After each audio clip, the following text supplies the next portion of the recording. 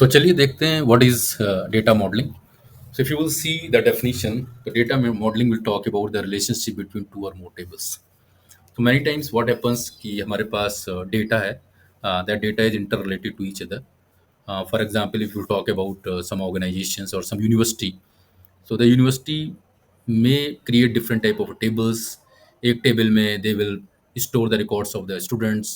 Second table में they will store the finance position of the students, means fees से related information है. Third में information related to examination हो सकते हैं, that how many marks they are securing.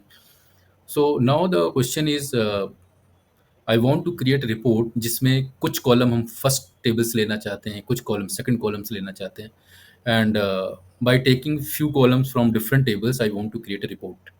So whenever we want to do such type of things, it means हम लोग data modelling की बात कर रहे हैं.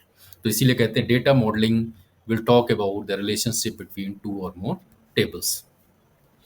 जब आप पावर व्यू ओपन करेंगे तो पावर बीआई में आप देखेंगे कि ये तीन टाइप के आपको सिंबल दिखाई देंगे लेफ्ट साइड पे. This particular symbol will indicate relationship view, means will indicate data modeling. This particular symbol where you will see some bar chart, it will show the report view. By using that particular view, we can draw different type of graphs that we keep on doing. And the third, जो tabular form में ये आपको क्या दिखाएगा, data view. It will show whatever data you have imported inside the Power BI. तो आप इस तरीके की informations वहाँ पे आपको देखने को मिलेंगी. So for explaining the concept of data modeling, I have taken two very small tables. You can see the first table name. The first table contains the detail of a person. So you can see person ID, last name, first name, and age.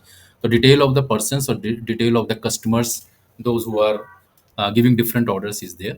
और second table में आप देखें यहाँ पे हमारे पास क्या order की details है कि मतलब जो हमारे पर्सन है या जो हमारे कस्टमर्स हैं वो कौन कौन से ऑर्डर प्लेस कर रहे हैं. तो this is the order ID. ये आपका ऑर्डर नंबर हो गया और ये आपका पर्सन आईडी, मतलब किस पर्सन ने कौन से ऑर्डर को प्लेस किया. Now here if you will see that we will use the concept of a primary key. So primary key, those who don't know, primary key is the key जहाँ पे कोई भी value repeat नहीं होगी. तो आप देखिए पर्सन आईडी कभी भी नॉर्मली रिपीट नहीं होती है, ठीक.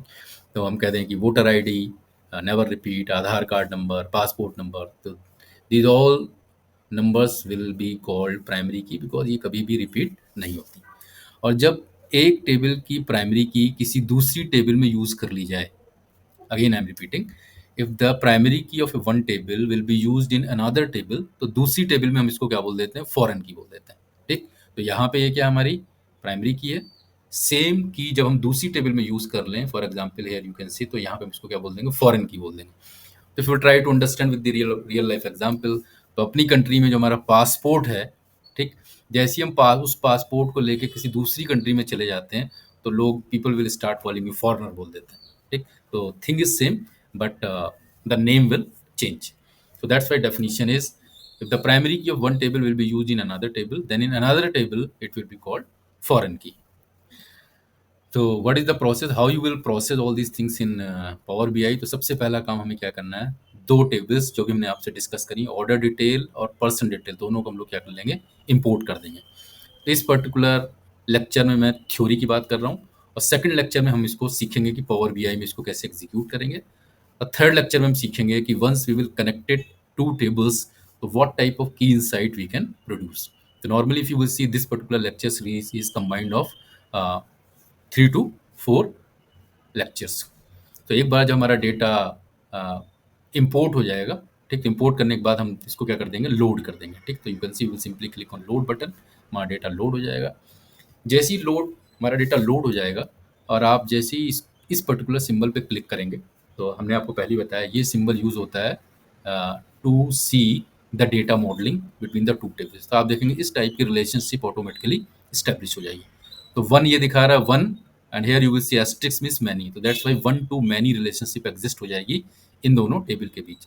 Why one to many relationship, because एक पर्सन एक से ज़्यादा ऑर्डर को प्लेस कर सकता है, ठीक. और रिलेशनशिप यहाँ पे क्यों स्टैब्लिश्ड हुई, रिलेशनशिप स्टैब्लिश होने के लिए ये इंपॉर्टेंट है कि दोनों टेबल्स में एक कॉलम कॉमन होना चाहिए.